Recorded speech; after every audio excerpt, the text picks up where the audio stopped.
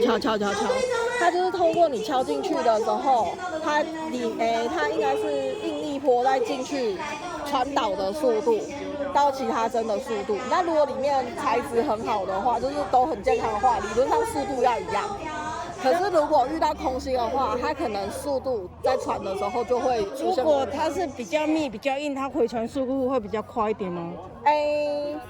它的原理就是今天我们不管这一棵树到底是什么树种，它的材质是硬的还是软的，理论上健康的话，它里面回传的速度要一致。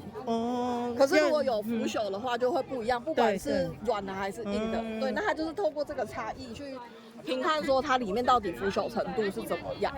那我们看图面上的话，理论上越绿色的就是我们越健康的，那如果有腐朽的地方，它颜色就会不一样这样。